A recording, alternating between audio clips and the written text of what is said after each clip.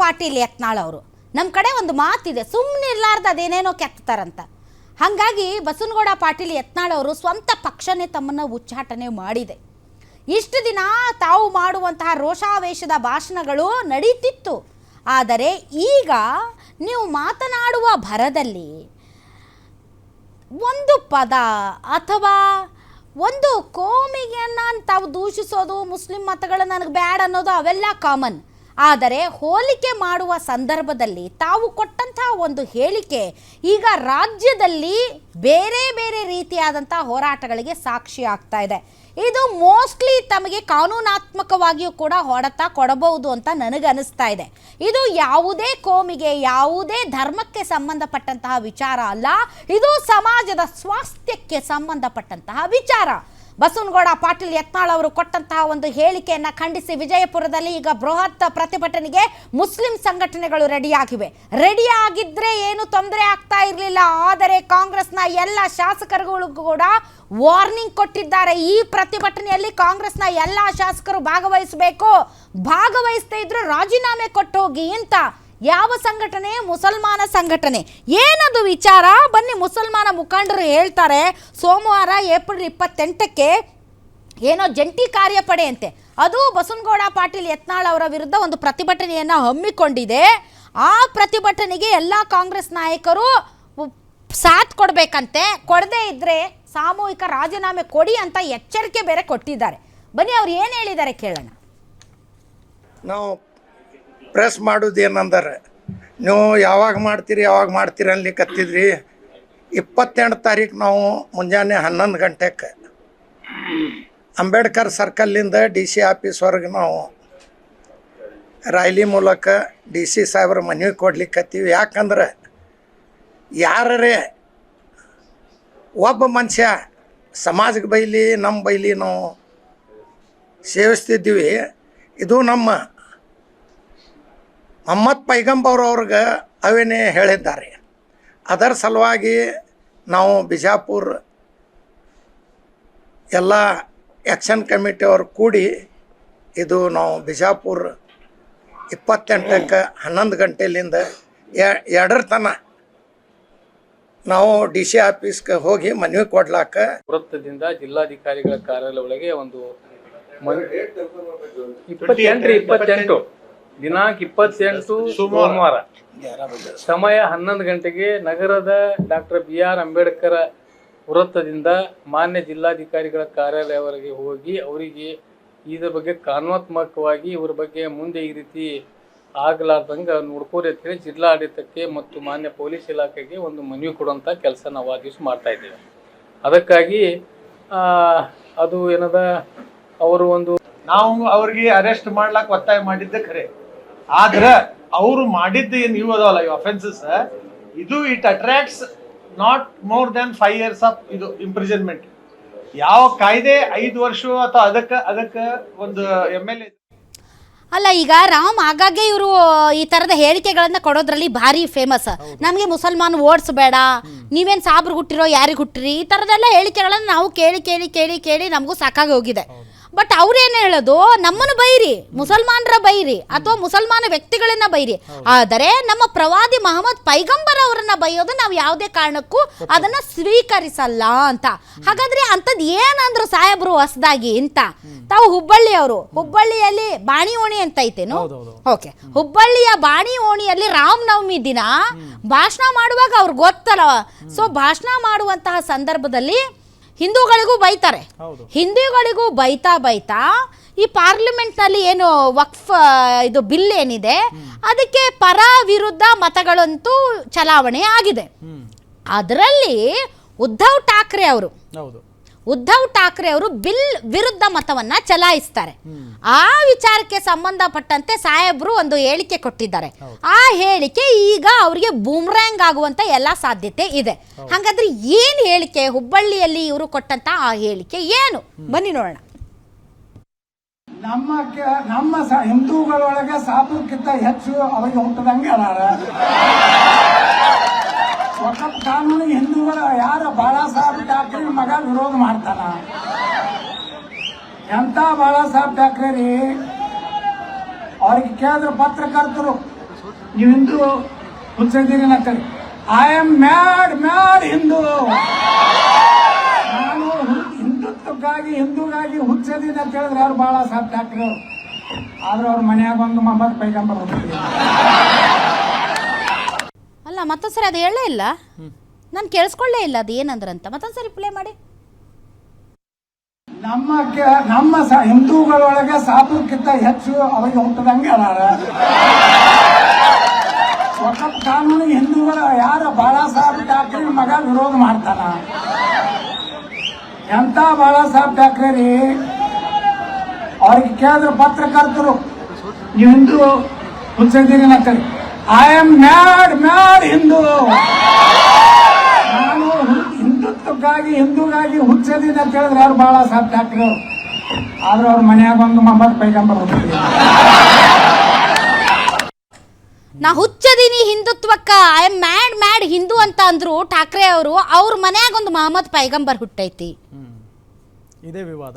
ಮೊಹಮ್ಮದ್ ಪೈಗಂಬರ್ ಅವರು ಪ್ರವಾದಿಗಳು. ಹೌದು. ಸೊ ಅವರ ನೀವು ಒಂದು ಬೇರೆ ಯಾರೋ ಮುಸಲ್ಮಾನರ ಹೆಸರು ಮೊಹಮ್ಮದ್ ಗೋರಿ, ಮೊಹಮ್ಮದ್ ಗಜ್ನಿ ಅಂತಾದ್ರೆ ಹೇಳ್ಬೋದು. ಒಂದು ಉದಾಹರಣೆಗೆ ಹೇಳೋದು ನಾನು, ಅದು ಹೆಸರು ಅಷ್ಟೇ. ಬಟ್ ಇದು ಆ ಧರ್ಮ ಅತ್ಯಂತ ಹೆಚ್ಚು ಗೌರವಿಸುವ ಮತ್ತು ಆರಾಧಿಸುವ ಮೊಹಮ್ಮದ್ ಪೈಗಂಬರ್ ಹೆಸರು ಅಲ್ಲಿ ಯಾಕೆ ಬೇಕಾಗಿತ್ತು ಇವ್ರಿಗೆ? ನಿಜ. ಅವ್ರಿಗೆ ಗೊತ್ತಲ್ಲ, ಅವರು ಒಬ್ಬರು ಸಂಸದರಿದ್ರು, ಕೇಂದ್ರ ಸಚಿವರಿದ್ರು, ಈಗ ಶಾಸಕರಿದ್ದಾರೆ. ಅವ್ರಿಗೂ ಗೊತ್ತು ಒಂದು ಲಿಮಿಟ್, ಎಷ್ಟು ಮಾತಾಡಬೇಕು, ಎಲ್ಲಿ ಮಾತಾಡಬೇಕು, ಹೆಂಗೆ ಮಾತಾಡಬೇಕು. ನೀವು ಸಾಬ್ರ ವಿರುದ್ಧ ಮುಸಲ್ಮಾನರ ವಿರುದ್ಧ ಮಾತಾಡಬೇಡ್ರಿ ಅಂತ ಅಂದಿಲ್ಲ. ನಿಮ್ಗೆ ವಾಕ್ ಸ್ವಾತಂತ್ರ್ಯ ಐತಿ, ನೀವು ಮಾತಾಡ್ರಿ. ಯಾರು ಹೆಂಗೆ ಸ್ವೀಕರಿಸ್ತಾರ ಅದು ಬೇರೆ ವಿಚಾರ. ಆದರೆ ನೀವು ಅವ್ರ ಮೊಹಮ್ಮದ್ ಪೈಗಂಬರ್ ವಿಚಾರ ಯಾಕೆ ಬೇಕು ನಿಮಗೆ? ಮೊಹಮ್ಮದ್ ಪೈಗಂಬರ್ ಹುಟ್ಟಬಾರ್ದ ಹಂಗಾದ್ರೆ? ಉದಾಹರಣೆಗೆ ಹುಟ್ಟಬಾರ್ದ ಹಂಗಾದ್ರೆ? ನಿಮ್ಮ ಮನೇಲಿ ಒಬ್ಬ ಶ್ರೀರಾಮ ಹುಟ್ಟಿದಾನೆ ಅಂತಂದ್ರೆ ಅದು ಅವಹೇಳನ ಅಲ್ಲ? ನೀವು ಪೂಜಿಸುವ ವ್ಯಕ್ತಿ ತಾನೇ. ನಾವೆಲ್ಲ ಶ್ರೀರಾಮಚಂದ್ರ ಆಗ್ಬೇಕು ಅಂತ ಬಯಸ್ತೀವಿ. ಇವರು ಅದನ್ನೇ ಒಂದು ಅವಹೇಳನ ಅನ್ನೋ ರೀತಿಯಲ್ಲಿ ಇವ್ರ ಮನ್ಯಾಗ ಮೊಹಮ್ಮದ್ ಪೈಗಂಬರ್ ಹುಟ್ಟ್ಯಾನ. ಈಗ ನಿಮ್ಮ ಮನೆಗೆ ಶ್ರೀರಾಮ ಹುಟ್ಟ್ಯಾನ ಅಂತಂದ್ರೆ ಅದು ಬೈಗಳೇನು? ಇಲ್ಲ ಮೇಡಮ್, ಇದು ಅವರು ಬೈಗಳದ ರೀತಿ ಮಾತಾಡಿರೋದನ್ನ ಇವ್ರೀಗ ವಿರೋಧಿಸ್ತಾ ಇದ್ದಾರೆ.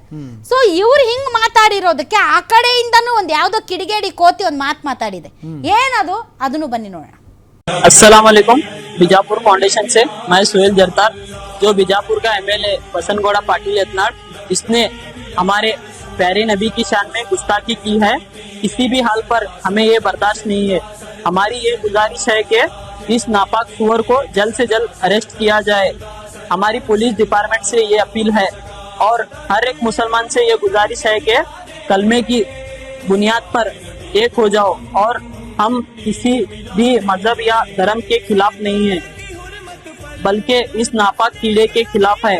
या रसूल अल्लाह, आप पर हमारी जान कुर्बान है। लब्बैक या रसूल अल्लाह। गुस्ताखी नबी की एक ही सजा, सर तन से जुदा। ಈ ಕಿಡಿಗೇಡಿ ಹೇಳೋದು ಲಾಸ್ಟ್ ವರೆಗೂ ಕರೆಕ್ಟ್ ಐತೆ. ಅವ್ರ ವಿರುದ್ಧ ಕಾನೂನು ಕ್ರಮ ತಗೊಳ್ಳಿ, ಎಲ್ಲ ಆಗ್ಲಿ, ಎಲ್ಲ ಒಟ್ಟಾಗಿ ಹೋಗಿ. ಅದೇನದು ಗುಸ್ತಾಖಿ ನಬಿ ಕಿ ಏಕ್ ಹಿ ಸಜಾ, ಸರ್ ತನ್ ಸೆ ಜುದಾ. ಅಂದ್ರೆ ನಬಿ ವಿರುದ್ಧ ಮಾತಾಡುವವ್ರಿಗೆ ಒಂದೇ ಒಂದು ಶಿಕ್ಷೆ, ಅದು ಏನು ರುಂಡ ಮುಂಡ ಬೇರೆ ಮಾಡೋದು. ಇದು ಯಾಕೆ ಬೇಕು ನೀವು ಹೇಳಿ? ಇದು ಯಾಕೆ ಹಾಕಬೇಕು ಅಂದ್ರೆ ಕಾನೂನನ್ನ ಕೈಗೆತ್ತಿಕೊಳ್ಳೋದು. ಇವ್ರು ಬಸನಗೌಡ ಪಾಟೀಲ್ ಅವತ್ತೇ ಹೇಳಿದ್ರಪ್ಪ, ಇಂಥ ಔರಂಗಜೇಬ್ಗಳಿಗೆ ಪೊಲೀಸ್ ಸ್ಟೇಷನ್ ಅಲ್ಲ, no police station, direct post mortem, ಸೀದಾ ಜನ್ನತ್. ಇವ್ರು ಇಂಥ ಹೇಳಿಕೆ ಕೊಡೋದು. ಅವರು ಗುಸ್ತಾಖೆ ನಬಿ ಕಿ ಏಕ್ ಹಿ ಸಜಾ, ಸರ್ ತನ್ ಸೆ ಜುದಾ ಅಂತ. ಇವರೆಲ್ಲ ಕಾನೂನನ್ನ ಕೈಗೆತ್ತಿಕೊಳ್ಳೋದಕ್ಕೆ ಇವ್ರಿಗೆ ಯಾರು ಕೊಟ್ಟಿರೋದು ರೈಟ್ಸ್? ಇವರು ಧರ್ಮ ಕೋಮು ಅಂತ ಒಬ್ರಿಗೊಬ್ರು ಜನ್ನತ್ ತೋರಿಸ್ತೀನಿ, ಸರ್ಸೆ ತನ್ ಜುದಾ, ಇದೆಲ್ಲ ಯಾಕೆ ಬೇಕು ಇವ್ರಿಗೆ? ಕಾನೂನಾತ್ಮಕವಾಗಿ ಹೋರಾಟಗಳಿವೆ, ಪ್ರತಿಭಟನೆಗಳು ಮಾಡಿ. ಯಾರು ಬೇಡ ಅಂದ್ರು ಇವರು ಕಾನೂನನ್ನ ಕೈಗೆ ತಗೊಂಡು ಇವ್ರು ಪೋಸ್ಟ್ ಮಾರ್ಟಮ್ ಮಾಡ್ತಾರಂತೆ, ಅವರು ತನ್ಸೆ ಏನೋ ಸರ್ಸೆ ತನ್ ಜುದಾ ಮಾಡ್ತಾರಂತೆ. ಇಂಥವುಗಳಿಂದ ನಮ್ಮ ಸಮಾಜ ಕೆಟ್ಟ ಕೆರ ಹಿಡಿದಿರೋದು. ಇಂಥ ಕ್ರಿಮಿಗಳನ್ನ ಫಸ್ಟ್ ಆಫ್ ಆಲ್ ಇಟ್ಕೋಬಾರ್ದು. ಧರ್ಮಗಳ ನಡುವೆ, ಜಾತಿಗಳ ನಡುವೆ ಯಾರ್ಯಾರು ತಂದಿಟ್ಟು ತಮಾಷೆ ನೋಡಿ ಸಮಾಜದ ಸ್ವಾಸ್ಥ್ಯವನ್ನ ಹಾಳು ಮಾಡ್ತಾರಲ್ಲ, ಅವ್ರನ್ನೆಲ್ಲ ಒದ್ದು ಒಳಗೆ ಹಾಕ್ಬೇಕು.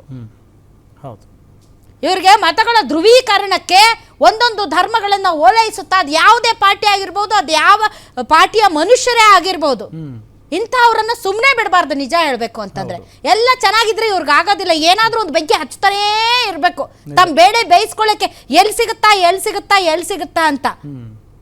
ಇವ್ರ ರಾಜಕಾರಣನೇ ಹಿಂಗಾಗೋಗಿದೆ. ರಾಜಕಾರಣದಲ್ಲಿ ಯಾರು ಯಾವ ಧರ್ಮದ ವಿರುದ್ಧ ಮಾತಾಡ್ತಾರೋ, ಹಿಂದೂಗಳ ವಿರುದ್ಧ ಮಾತಾಡ್ಬಿಟ್ರೆ ಮುಸಲ್ಮಾನರಲ್ಲಿ ಅತಿ ದೊಡ್ಡ ನಾಯಕ, ಮುಸಲ್ಮಾನರ ವಿರುದ್ಧ ಮಾತಾಡ್ಬಿಟ್ರೆ ಹಿಂದೂಗಳಲ್ಲಿ ಅತಿ ದೊಡ್ಡ ನಾಯಕ. ಸಮಾಜದ ಬಗ್ಗೆ, ಶೋಷಿತರ ಬಗ್ಗೆ, ಮಕ್ಕಳ ಪರವಾಗಿ ದೌರ್ಜನ್ಯಕ್ಕೆ ಒಳಗಾದವರು, ದೀನರು, ದಲಿತರು, ಅವ್ರ ಪರವಾಗಿ ಧ್ವನಿ ಎತ್ತವ್ರು ಲೀಡರ್ ಆಗಲ್ಲ ಈಗಿನ ಕಾಲದಲ್ಲಿ. ಯಾವ ಒಂದು ಧರ್ಮದ ಪರ ಯಾರು ಮಾತಾಡ್ತಾರೆ, ಯಾವ ಒಂದು ಧರ್ಮದ ವಿರುದ್ಧ ಮಾತಾಡ್ತಾರೆ, ಇಂಥವ್ರೆಲ್ಲ ಹೀರೋ ಆಗ್ತಾರೆ. ಡೈರೆಕ್ಟ್ ಪೋಸ್ಟ್ ಮಾರ್ಟಮ್, ಡೈರೆಕ್ಟ್ ಜನ್ನತ್, ಸರ್ ತನ್ಸೆ ಜುದಾ. ಇವ್ರಿಗೆಲ್ಲ ಯಾರು ಕೊಟ್ಟಿರೋದು ಇದೆಲ್ಲ? ಇದು ಧರ್ಮದ ಗುತ್ತಿಗೆ ತಗೊಂಡು ಇವರು ನೈತಿಕ ಪೊಲೀಸ್ಗಿರಿ ಮಾಡಕ್ ಬರ್ತಾರೆ ಇವರೆಲ್ಲ. ಆಲ್ ರೈಟ್, ಈ ಬಗ್ಗೆ ಮಾತಾಡೋದಕ್ಕೆ ನಮ್ಮ ಜೊತೆಗೆ ಈ ಒಂದು ಪ್ರತಿಭಟನೆ ಹಮ್ಮಿಕೊಂಡಿರುವಂತಹ ಜಾಯಿಂಟ್ ಆಕ್ಷನ್ ಕಮಿಟಿಯ SS ಖಾದ್ರಿ ಅವರು ಜಾಯ್ನ್ ಆಗಿದ್ದಾರೆ. ಸರ್ ನಮಸ್ತೆ.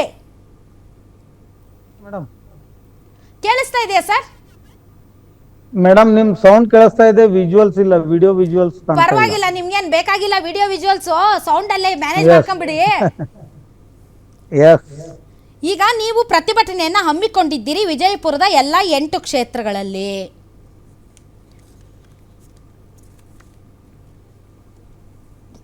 ಕಾಂಗ್ರೆಸ್ ಪಕ್ಷದ ಎಲ್ಲ MLAಗಳು, MLCಗಳು ಮತ್ತು ಸಚಿವರುಗಳು ಈ ಪ್ರತಿಭಟನೆಗೆ ಭಾಗಿಯಾಗಬೇಕು ಅಂತ ಹೇಳಿದ್ದೀರಿ.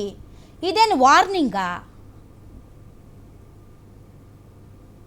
ಇದು ವಾರ್ನಿಂಗ್ ಅಲ್ಲ, ಇದು ತಮ್ಮ ಮಾಧ್ಯಮದ ಮುಖಾಂತರ ಇಡೀ ರಾಜ್ಯದ ಜನತೆಗೆ ನಾನು ಸ್ಪಷ್ಟಪಡಿಸೋದೇನಿದ್ರೆ ಅಂದ್ರೆ, ನಾವು ಈ ಕರ್ನಾಟಕ ರಾಜ್ಯದ ಅಲ್ಪಸಂಖ್ಯಾತರು 99% ವೋಟಿಂಗ್, ನಮ್ಮ ಮತ ಚಲಾವಣೆ ಪ್ಯೂರ್ಲಿ ಕಾಂಗ್ರೆಸ್ ಪಕ್ಷದ ಪರವಾಗಿ ನಾವು ಮಾಡಿದೀವಿ. ಅದಕ್ಕೆ ಸಾಕ್ಷಿಯಾಗಿ ಸ್ವತಃ ಈ ರಾಜ್ಯದ ಮುಖ್ಯಮಂತ್ರಿಗಳಾದ ಸನ್ಮಾನ್ಯ ಶ್ರೀ ಸಿದ್ದರಾಮಯ್ಯನವರು ಮತ್ತು DK ಶಿವಕುಮಾರ್ ಅವರು ಮತ್ತು ಇಡೀ ರಾಜ್ಯದ ಕಾಂಗ್ರೆಸ್ದ ಚುನಾಯಿತ ಎಲ್ಲ ಶಾಸಕರು ಅದನ್ನ ದೃಢೀಕರಿಸಿದ್ದಾರೆ. ಏನಪ್ಪಾ ಅಂತಂತಂದ್ರೆ 99% ಮುಸಲ್ಮಾನ್ ಸಮಾಜ ಕಾಂಗ್ರೆಸ್ ಬೆನ್ನಿಗೆ ನಿಂತು ಚುನಾವಣೆಯಲ್ಲಿ ನಮ್ಗ ಸಹಾಯ ಮಾಡಿದ್ದಾರೆ.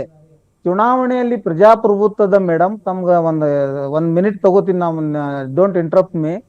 ಚುನಾವಣೆ ಪ್ರಕ್ರಿಯೆ ಎದಕ್ಕಿದೆ ಈ ರಾಜ್ಯ, ಈ ರಾಷ್ಟ್ರದಲ್ಲಿ ಅಂತಂತಂದ್ರೆ ಬಾಬಾ ಸಾಹೇಬ್ ಭೀಮ್ರಾವ್ ಅಂಬೇಡ್ಕರ್ ಅವರು ರಚಿಸಿದ್ದು ಸಂವಿಧಾನದ ಅಡಿಯಲ್ಲಿ ಸರ್ಕಾರ ಯಾವ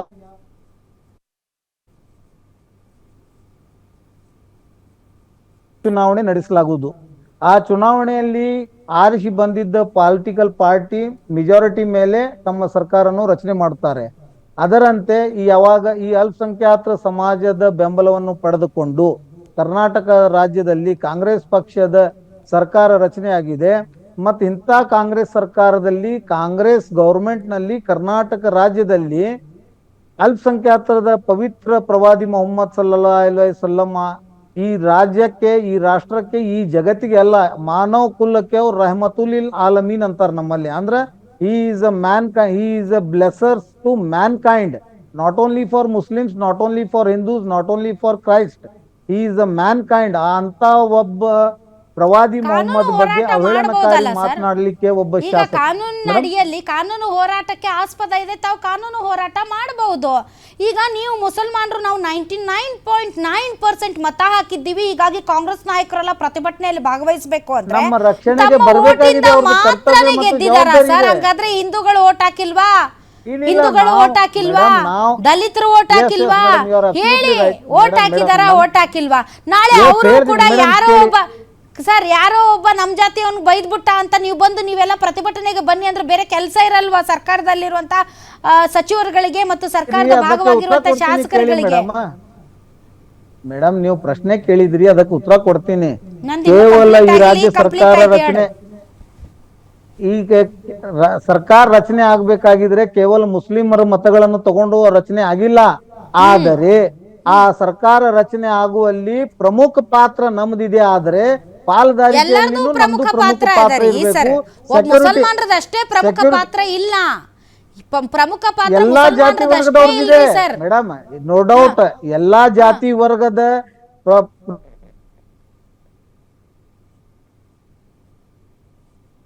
ಸರ್ಕಾರ ಅಲ್ಪಸಂಖ್ಯಾತ ದೀನ ದಲಿತರ ಪರವಾಗಿ ಸರ್ಕಾರ ಇದೆ ಅಂತ ಘಂಟಾಘೋಷವಾಗಿ ಕಾಂಗ್ರೆಸ್ ಸರ್ಕಾರದ ಪ್ರಣಾಳಿಕೆ ಹೇಳ್ತದೆ. ಆದರೆ ಬಿಜೆಪಿ ಪಾರ್ಟಿಯವರು ಸ್ಟೇಟ್ ಅವೇ ಅವರು ಕಮ್ಯುನಲ್ ಪಾರ್ಟಿ ಇದೆ ಅಂತ ಅವ್ರು ತಮ್ಮ ಪಾರ್ಟಿದ ಪ್ರಣಾಳಿಕೆಯಲ್ಲೇ ಸ್ಪಷ್ಟ ಮಾಡಿದ್ದಾರೆ. ಅವರು ನಾವು ಒಂದು ಜಾತಿ ಸಮಾಜಕ್ಕೆ ಸೀಮಿತ, ಆದರೆ ಹೌದು ಬಸನಗೌಡ ಪಾಟೀಲ್ ಯತ್ನಾಳದ ಹರಿಬಿಟ್ಟು ನಾಲ್ಗಿಗೆ ಕಡಿವಾಣ ಹಾಕಲಿಕ್ಕಾಗಿ ನಮ್ದು ಹೋರಾಟ ಇದೆ. ಹಾಗಾಗಿ ನಾವು ಈ ಜಿಲ್ಲೆಗೆ, ಬಿಜಾಪುರ ಜಿಲ್ಲೆಯ ಸಮಸ್ತ ಅಲ್ಪಸಂಖ್ಯಾತ ಮುಸ್ಲಿಂ ಬಾಂಧವರು 8 ಮತಕ್ಷೇತ್ರದಲ್ಲಿ ಪ್ರತಿಯೊಬ್ಬ ಶಾಸಕರು ಕಾಂಗ್ರೆಸ್ದಿಂದ ಏನು ಅಭ್ಯರ್ಥಿಗಳು ಆಗಿದ್ರು ಅವರಿಗೆ ಹಂಗ ತರದು ನಾವು ಬೆಂಬಲ ಸೂಚಿಸಿದೀವಿ. ಈ ವೇಳೆಯಲ್ಲಿ ಒಬ್ಬ ಉಚ್ಚಾಟಿತ ಜನತಾ ಪಕ್ಷದ ಉಚ್ಚಾಟಿತ ನಗರ ಶಾಸಕ ಬಸನಗೌಡ ಪಾಟೀಲ್ ಯತ್ನಾಳದ ಅವಹೇಳನಕಾರಿ ಮಾತನಾಡಿದ್ದನ್ನು ಖಂಡಿಸಿ ಈ ಮಾತು ಅನ್ಪಾರ್ಲಿಮೆಂಟರಿ ಇದೆ, ಅನ್ಕಾನ್ಸ್ಟಿಟ್ಯೂಷನಲ್ ಇದೆ ಅಂತ. ಅಲ್ಲ ಸರ್, ನೀವು ಖಂಡಿಸಿ ಮೆರವಣಿಗೆ ಮಾಡಿದ ತಕ್ಷಣನೇ ಏನಾಗ್ಬಿಡುತ್ತೆ? ಸುಮ್ನಾಗ್ಬಿಡ್ತಾರ ಯತ್ನಾಳ್ ಅವರು? ನಾಳೆ ಮಾತಾಡಲ್ವಾ? ಕಾನೂನು ಹೋರಾಟ ಮಾಡಿ. ಕಾನೂನು ಹೋರಾಟ, ಪ್ರತಿಭಟನಾ ಮಾಡುವುದು ಒಂದು ಕಾನೂನು ಹೋರಾಟ ಮೇಡಮ್. ಈ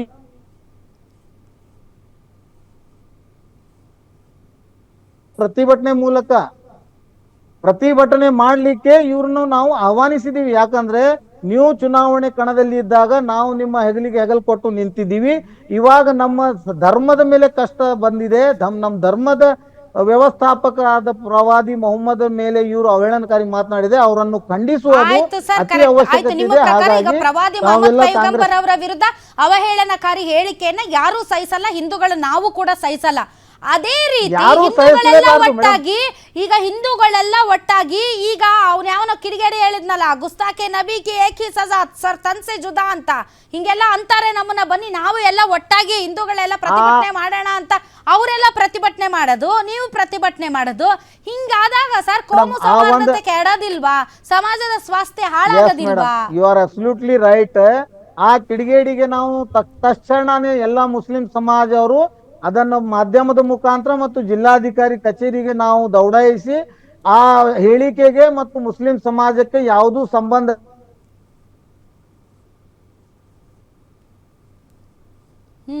ಈ ಹೋರಾಟ ಸ್ಪೆಸಿಫಿಕ್ ಹೋರಾಟ ಯಾವ ಜಾತಿ ಧರ್ಮ ಜಾತಿ ಜನಾಂಗ ವ್ಯವಸ್ಥೆಗೆ ವಿರುದ್ಧ ಅಲ್ಲೇ ಅಲ್ಲ. ಇದು ಉಚ್ಚಾಟಿತ ನಗರ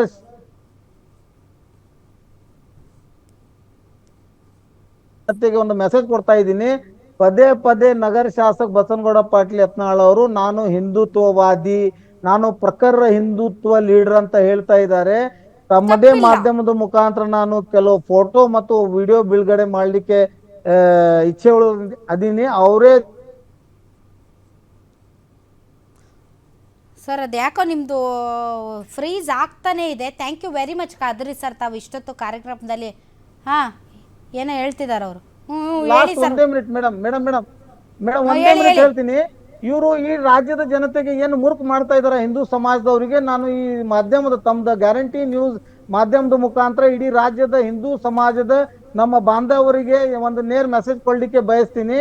ಇವರು ಹಿಂದುತ್ವ ಅಂತ ಎಜೆಂಡಾ ಹಿಡ್ಕೊಂಡು ಈಗ ಬಿಜೆಪಿನೂ ಕೈ ಬಿಟ್ಟು ಎಲ್ಲರಿಗೆ ಕೈ ಬಿಟ್ಟು ಸ್ವತಂತ್ರ ಓಡಾಡ್ತಾ ಇದ್ದಾರೆ. ಇವ್ರಿಗೆ ಮೂರ್ಖ ಅಂತ ಹೇಳಲಿಕ್ಕೆ ಯಾಕಂತಂದ್ರೆ ಮೊನ್ನೆ ಒಂದು ಕಾರ್ಪೊರೇಟ್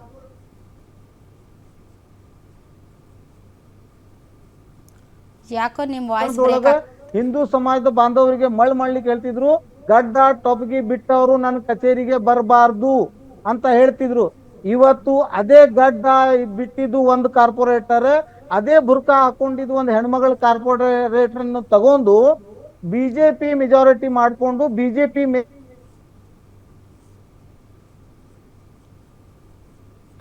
ಮತ್ತು ರೀಜನಲ್ ಕಮಿಷನರ್ ಇವರು ಮಾಡಿರುವುದ ಕುತಂತ್ರಕ್ಕೆ ಕಡೆಗಣಿಸಿ ಇಡೀ 35 ಮಂದಿ ಕಾರ್ಪೊರೇಟರ್ಸ್ ಅನ್ನು ಡಿಸ್ಕ್ವಾಲಿಫೈ ಮಾಡಿದ್ದಾರೆ. ಆದ್ರೆ ನಾನು ಥ್ಯಾಂಕ್ ಯು ವೆರಿ ಮಚ್ ಕಾದ್ರಿ ಅವರೇ, ಎಷ್ಟೊತ್ತು ತಾವು ಕಾರ್ಯಕ್ರಮದಲ್ಲಿ ಭಾಗವಹಿಸಿದ್ರೆ. ಒಂದಂತೂ ಸತ್ಯಾರಾಮ್, ಈ ತರದ ಸಮುದಾಯಗಳ ನಡುವೆ ಧರ್ಮಗಳ ನಡುವೆ ಬೆಂಕಿ ಹಚ್ಚೋ ಕೆಲಸವನ್ನ ಮೊದಲು ಬಿಡಬೇಕು. ಆ ತರದ ರಾಜಕಾರಣಕ್ಕೆ ಫುಲ್ ಸ್ಟಾಪ್ ಹಾಕಬೇಕು. ಮಾಡೋದಕ್ಕೆ ಬಹಳಷ್ಟು ಕೆಲಸಗಳಿವೆ. ಈಗ ಬಸನಗೌಡ ಪಾಟೀಲ್ ಯತ್ನಾಳ್ ಅವರು ಅವ್ರ ಪಕ್ಷನೇ ಅವ್ರ ಪರವಾಗಿ ನಿಂತಿಲ್ಲ, ಅವರ ಪಕ್ಷದ ಯಾವ ನಾಯಕರು ಅವ್ರ ಪರವಾಗಿ ಮಾತಾಡ್ತಾ ಇಲ್ಲ. ಅವರು ಮಾತನಾಡುವ ಭರದಲ್ಲಿ ನಾನು ಮೊಹಮ್ಮದ್ ಅಲಿ ಜಿನ್ನ ಅನ್ನಕ್ ಹೋಗಿದ್ದೆ, ಆದ್ರೆ ಮಹಮ್ಮದ್ ಪೈಗಂಬರ್ ಅಂದುಬಿಟ್ಟೆ ಅಂತ. ನೀವು ಫುಟ್ಪಾತ್ ಅಲ್ಲಿ ಹೋಗುವಂತಹ ಸಾಮಾನ್ಯ ಮನುಷ್ಯ ಅಲ್ಲ, ಏನೋ ಹೇಳ್ಬಿಟ್ಟೆ ಏನೋ ತಪ್ಪಾಯ್ತು ಅನ್ನೋದಕ್ಕೆ. ತಾವು ಕೇಂದ್ರ ಮಂತ್ರಿಯಾಗಿ ಕೆಲಸ ಮಾಡಿದವರು, ಬಹಳಷ್ಟು ಜವಾಬ್ದಾರಿ ಇರುವಂತಹ ಮನುಷ್ಯ. ವೈಯಕ್ತಿಕ ದ್ವೇಷದ ಅಡಿಯಲ್ಲಿ ನೀವು ಯಡಿಯೂರಪ್ಪ ವಿಜೇಂದ್ರ ಅವರನ್ನ ಬೈತೀರಾ, ಬೈಕೊಳ್ಳಿ, ಅದು ನಿಮ್ಮಿಬ್ಬರಿಗೂ ಸಂಬಂಧಪಟ್ಟಂತ ವಿಚಾರ, ನಿಮ್ಮ ಪಕ್ಷದ ಆಂತರಿಕ ವಿಚಾರ. ಆದ್ರೆ ಒಂದು ಸಮಾಜ, ಒಂದು ಧರ್ಮದ ಬಗ್ಗೆ ಮಾತಾಡುವಾಗ ಬಹಳ ಎಚ್ಚರಿಕೆಯಿಂದ ಮಾತಾಡಬೇಕು. ಮಾತನಾಡುವಂತ ಪ್ರತಿಯೊಂದು ಮಾತು ಕೂಡ ಈಗಿನ ಮಾಧ್ಯಮ ಯುಗದಲ್ಲಿ ಇಮಿಡಿಯೇಟ್ ಪೋಸ್ಟ್ ಆಗ್ತವೆ, ಇಮಿಡಿಯೇಟ್ ವೈರಲ್ ಆಗ್ತವೆ. ನಾನು ಮೊಹಮ್ಮದ್ ಅಲಿ ಜಿನ್ನಾ ಅನ್ನಕ್ ಹೋಗಿದ್ದೆ, ಮೊಹಮ್ಮದ್ ಪೈಗಂಬರ್ ಅಂದೆ ಅಂತ ನೀವು ಧಾರ್ಮಿಕ ಭಾವನೆಗಳಿಗೆ ಬೆಂಕಿ ಹಚ್ಚೋ ಕೆಲಸವನ್ನ ಫುಲ್ ಸ್ಟಾಪ್ ಇಡಿ. ನೀವು ಹಿಂದುತ್ವಕ್ಕೋಸ್ಕರ ಹೋರಾಡ್ತೀರಾ, ಹೋರಾಡಿ ಬೇಡ ಅಂತ ಅನ್ನಲ್ಲ, ಆದ್ರೆ ಬೇರೆ ಧರ್ಮದ ಜನರನ್ನಲ್ಲ, ವೈಯಕ್ತಿಕವಾಗಿ ಅವರು ಮಾಡ್ತಾ ಇರುವಂತ ಕೆಲಸ ಕಾರ್ಯಗಳನ್ನ ಟೀಕೆ ಮಾಡಿ, ಅವರು ಪಾಲಿಸುವಂತ ಧರ್ಮದ ಪ್ರವಾದಿಗಳನ್ನ ನೀವು ಟೀಕೆ ಮಾಡೋದ್ರಿಂದ ಕಾನೂನಾತ್ಮಕವಾಗಿ ತಮಗೆ ಹಿನ್ನಡೆಯಾಗುತ್ತೆ. ಒಂದು, ಎರಡು, ಸಮಾಜದಲ್ಲಿ ಅಶಾಂತಿಯ ವಾತಾವರಣ ಕ್ರಿಯೇಟ್ ಆಗುತ್ತೆ. ಅವ್ರೇನೋ ಅಂದುಬಿಟ್ರು ಅನ್ನೋ ಕಾರಣಕ್ಕೆ ಇವರು ನಾವು ಹುಯಿ ಅಂತ ಪ್ರತಿಭಟನೆ ಮಾಡ್ತೀವಿ, ಕಾಂಗ್ರೆಸ್ ನಾಯಕರೆಲ್ಲ ನಮ್ಮ ಜೊತೆಗೆ ಬಂದ್ಬಿಡ್ಬೇಕು, ಇಲ್ಲಾಂದ್ರೆ ರಾಜೀನಾಮೆ ಕೊಡ್ಬೇಕು ಅಂದ್ರೆ ನಾಳೆ ಹಿಂದೂಗಳು ಒಟ್ಟಾಗ್ತಾರೆ. ಇಲ್ಲ ನಾವು ಓಟ್ ಹಾಕಿದೀವಿ ನಿಮ್ಗೆ, ನೀವು ಮುಸಲ್ಮಾನರ ವಿರುದ್ಧ ಪ್ರತಿಭಟನೆಗೆ ಬನ್ನಿ ಅಂದ ತಕ್ಷಣ ನೀವು ಬರಲಿಲ್ಲ ಅಂದ್ರೆ ರಾಜೀನಾಮೆ ಕೊಡ್ಬೇಕು ಅಂದ್ರೆ ಇನ್ನು ಕಾಂಗ್ರೆಸ್ ನಾಯಕರು ಏನ್ ಮಾಡ್ಬೇಕು? ಸರ್ಕಾರ ನಿಮ್ಮ ಹಿಂದೂಗಳು ಪ್ರತಿಭಟನೆ ಕರಿತಾ ಇದ್ದಾರೆ, ಮುಸಲ್ಮಾನರು ಪ್ರತಿಭಟನೆಗೆ ಕರಿತಾ ಇದ್ದಾರೆ ಅಂತ ಕೆಲಸ ಬಗ್ಸ ಬಿಟ್ಟು ಇವ್ರ ಹಿಂದೆ ಪ್ರತಿಭಟನೆ ಮಾಡ್ಕೋತ ಕೂತ್ಕೊಂಡ್ರೆ ಆಡಳಿತ ನಡೆಯುತ್ತೇನ್ರಿ? ನಾವು ಓಟ್ ಹಾಕಿದೀವಿ, ನಾವೇನ್ ಮಾಡಿದ್ರು ನೀವು ಬರ್ಬೇಕು, ನಾವು ಓಟ್ ಹಾಕಿದೀವಿ, ನಾವೇನ್ ಮಾಡಿದ್ರು ಬರ್ಬೇಕು ಅಂತಂದ್ರೆ ಆಡಳಿತ ನಡೆಯುತ್ತಾ? ಸಮಾಜದಲ್ಲಿ ಈ ರೀತಿಯಾದಂಥ ಶಾಂತಿ ಕದಡುವಂತಹ ಯಾವುದೇ ಹೇಳಿಕೆಗಳಿಗೆ ಬೆಲೆ ಕೊಡಬಾರ್ದು, ನೆಗ್ಲೆಕ್ಟ್ ಮಾಡಬೇಕು ಅಷ್ಟೇ. ಇವತ್ತು ಬಿಜಾಪುರದಲ್ಲಿ ಎಲ್ಲ ನಾವು ಹೋರಾಟ ಮಾಡ್ತೀವಿ, ನಾವು ಪ್ರತಿಭಟನೆ ಮಾಡ್ತೀವಿ, ನಾಳೆ ಹಿಂದೂಗಳು ಪ್ರತಿಭಟನೆ ಮಾಡ್ತಾರಪ್ಪ. ಹಾ, ಹಿಂಗೆ ಆಗ್ತಾ ಹೋದ್ರೆ ಎಲ್ಲಿಗೆ ಹೋಗುತ್ತೆ ಇದು? ಯಾರೋ ಕೊಟ್ಟಿದ್ದಾರೆ ಹೇಳಿಕೆ, ಅವ್ರ ವಿರುದ್ಧ ಕಾನೂನು ಹೋರಾಟ ಮಾಡಿ ಸಮಾಜದಲ್ಲಿ ಅಶಾಂತಿ ಕ್ರಿಯೇಟ್ ಮಾಡುವಂತಹ ಯಾವುದೇ ಸಮಾವೇಶ, ಪ್ರತಿಭಟನೆ, ಹೋರಾಟಗಳು ಅದಕ್ಕೆಲ್ಲ ಬ್ರೇಕ್ ಹಾಕಬೇಕು. ಇದಕ್ಕೆ ಪೊಲೀಸ್ ಇಲಾಖೆ ಸೇರಿದಂತೆ ರಾಜ್ಯ ಸರ್ಕಾರ ಕೂಡ ಗಮನ ಹರಿಸಬೇಕು. ಇಂಥವೆಲ್ಲ ಮುಂದಕ್ಕೆ ನಾನು ಭಾಳ ಮುಂದುವರಿತಾ ಇದ್ದೀನಿ. ನಾವು ಏನೇನೇನೋ ಭಾಳಷ್ಟು ಸಮಸ್ಯೆಗಳಿವೆ, ಅದ್ರ ಬಗ್ಗೆ ಮಾತಾಡ್ಬೇಕಪ್ಪ. ಬೆಲೆ ಏರಿಕೆ ಇದೆ, ಜನ ಜೀವನ ಮಾಡೋಕ್ಕಾಗ್ತಾ ಇಲ್ಲ, ಲಬ್ ಅಂತ ಹೊಯ್ಕೊಂಡು ಸಾಯ್ತಾ ಇದ್ದಾರೆ, ಅದ್ರ ಬಗ್ಗೆ ಮಾತಾಡಲ್ಲ ಇವರು. ಜಾತಿ ಗಣತಿ ಧರ್ಮ ಅದು ಇದು ಬರೀ ಇಂಥವೇ ಹಾಳಾಗಿದ್ದು.